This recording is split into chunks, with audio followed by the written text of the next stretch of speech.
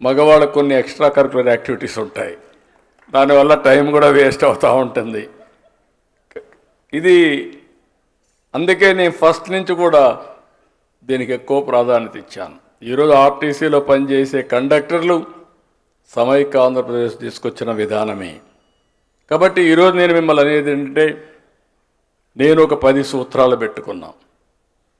ఈ 10 సూత్రాల్లో zero poverty, ఆర్థిక అసమానతలు తగ్గించే విధానం, ఎవ్రీవేర్ ఉద్యోగం ఉద్యోగం ఉద్యోగం, ప్రతి ఒక్కరూ ఉద్యోగాలు చేయాలి, ఏదో ఒక పని చేయాలి, 10 రూపాయలు సంపాదించాలి.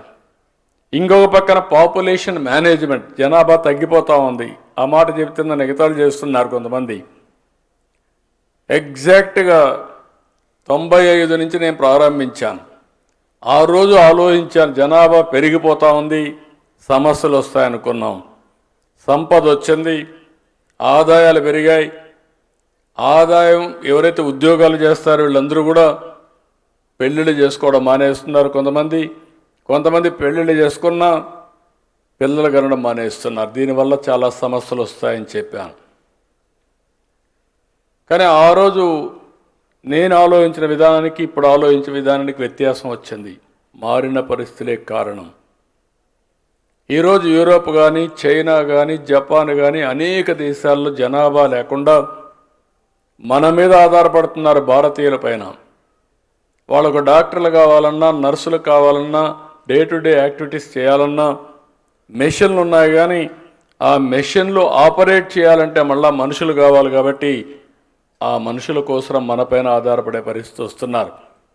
ఈరోజు మన జనాభా 2050 వరకు ఉపయోగపడుతుంది. ఇప్పుడిప్పుడు సౌత్ ఇండియా జనాభా తగ్గుతూ ఉంది. అందుకే ముందు చూపుతో ఆలోచించి మళ్ళీ పాపులేషన్ మేనేజ్మెంట్ పైన శ్రద్ధ పెట్టాను. మనం కానీ పాపులేషన్ మేనేజ్మెంట్ కోసం ఏ విధంగా చేస్తే మనం ఈ కార్యక్రమాన్ని జయప్రదం చూసి దాని కింద కూడా ముందుకు పోతున్నాం. ఇంకొక పక్కన వాటర్ సెక్యూరిటీ. భగవంతుడు వర్షాన్ని ఇచ్చారు, వర్షం వస్తుంది, వర్షం వచ్చినప్పుడు పట్టించుకోవడం లేదు. కరువు వచ్చినప్పుడు తాగడానికి కూడా నీళ్లు లేకుండా భూమిని మీరు ఒకసారి ఆలోచిస్తే 1000 అడుగులు కిందికి వెళ్తున్నాం, పాతాళానికి వెళ్ళి నీళ్లు పైకి తీసుకొస్తున్నాం. దీనివల్ల ఒకసారి ఆ నీళ్లు తాగే నీళ్లు అనారోగ్యం వచ్చే పరిస్థితి వస్తుంది. ఇంకొక పక్కన ఆ నీళ్లు లిఫ్ట్ చేయాలంటే విపరీతమైన కరెంట్ అయ్యే పరిస్థితి వస్తూ ఉంది. చెట్లు కూడా ఎండిపోయే పరిస్థితి వచ్చింది. దీని మీద నేను ఒకటే మాట చెప్పాను, ఎట్టి పరిస్థితుల్లో రిజర్వాయర్స్లో ఎప్పుడు నీళ్లు పెట్టాలి. ఇంకొక పక్క భూమిని జలాశయంగా తయారు చేసుకోవాలి. వర్షాకాలం అయిన తర్వాత +3 మీటర్లో ఉండాలి. వర్షాకాలం రాబోయే మునుపు -8 మీటర్లో ఉంటే 5 మీటర్లు నీళ్లు మనం వాడుకోగలిగితే దగ్గర 700 టీఎంసీ వాటర్ని మనం వాడుకున్నట్టు అవుతుంది. వాటర్ సెక్యూరిటీ ఉంటే వ్యవసాయం, పరిశ్రమలు, తాగడానికి నీటి ఎద్దడి ఉండదు. ఇంకో పక్క అగ్రికల్చర్లో కూడా ఒక మెషిన్ కింద పెట్టుకొని ముందుకు పోతున్నాం.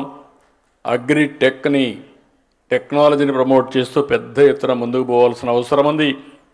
ఇంకో పక్కన రోడ్లు కానీ, పోర్ట్లు కానీ, ఎయిర్పోర్ట్లు కానీ, కమ్యూనికేషన్ కానీ, పవర్ కానీ, ఇవన్నీ కానీ మనం ఉపయోగించుకుంటే భవిష్యత్తులో సంపద సృష్టించడం చాలా సులభతరం అవుతుంది. అందుకే లాజిస్టిక్స్ మీద ముందుకు పోయాం.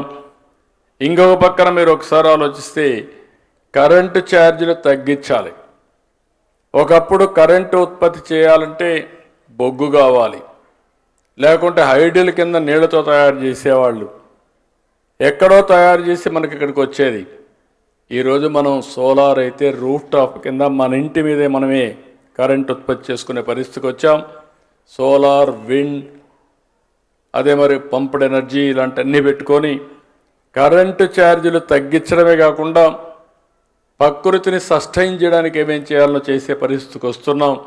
అదే గ్రీన్ ఎనర్జీ అని చెప్పి కూడా నేను మీకు తెలియజేస్తున్నా. ఇవన్నీ చేస్తూనే స్వచ్ఛ ఆంధ్రప్రదేశ్ అనే కార్యక్రమం ద్వారా మన పరిసరాలని పరిశుభ్రంగా పెట్టుకోవడం, వీటికి కూడా ప్రాధాన్యత ఇచ్చాం. ఇవి చేస్తూ నేను మిమ్మల్ని అందరినీ కోరేది, ఈరోజు టెక్నాలజీ ఒక హ్యాండీగా తయారైంది. ఈరోజు మీరందరూ ఒకసారి చూస్తే మీరు ఏ ఆఫీసుకు పోయే పని లేదు. 704 సర్వీసులు ప్రభుత్వం ఆన్లైన్లో వాట్సాప్లో మీ అందరికి అందుబాటులో పెట్టాం. మొన్న ఆగస్టు 15 నుంచి మీకు ఏ పని కావాలన్నా మీ ఫోన్లోనే అయిపోతాయి.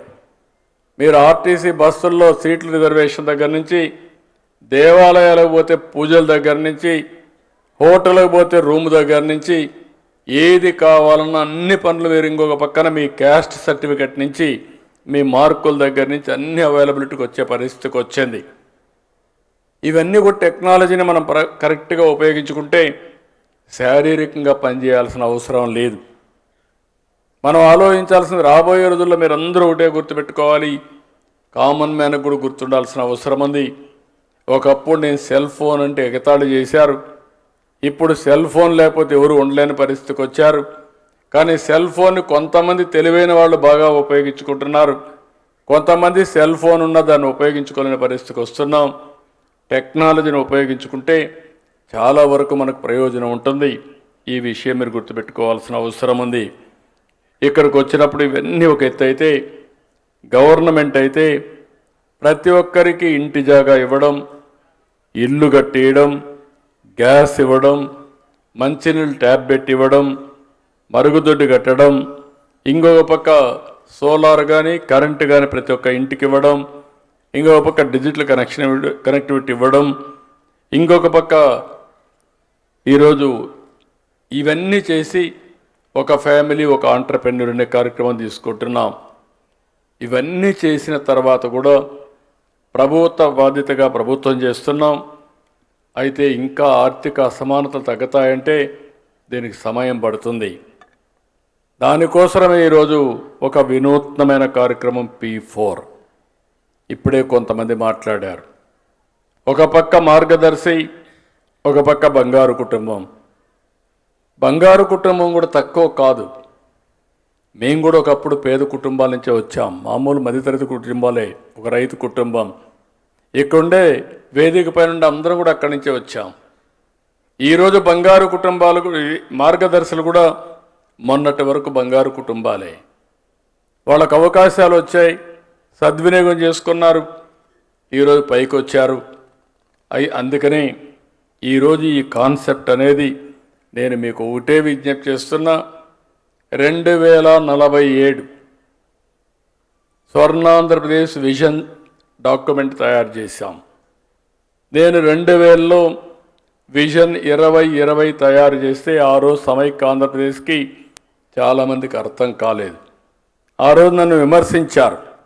కానీ ఈరోజు చూస్తే నేను ఆ రోజు ఏం చెప్పానో దానికంటే ఎక్కువే అభివృద్ధి అయ్యే పరిస్థితి వచ్చిందంటే అది విజన్కు ఉండే పవర్ అని చెప్పి నేను మీకు తెలియజేస్తున్నా. 2047 ఎప్పుడో కాదు, మీరు గుర్తుపెట్టుకోవాలి. ఈరోజు 2025కి వచ్చాం, ఇంకొక 22 సంవత్సరాలు. ఈ 22 సంవత్సరాల్లో భారతదేశం నెంబర్ 2 కానీ నెంబర్ 1 తయారయ్యే అవకాశం ఉంది. అందులో ఆంధ్రప్రదేశ్ భారతదేశంలో నాకు ఏమాత్రం అనుమానం లేదు. ఇంత మునిపే మన మిత్రుడు చెప్పినట్టు మళ్ళా మీరంతా వైకుంఠపాడి ఆడితే తప్ప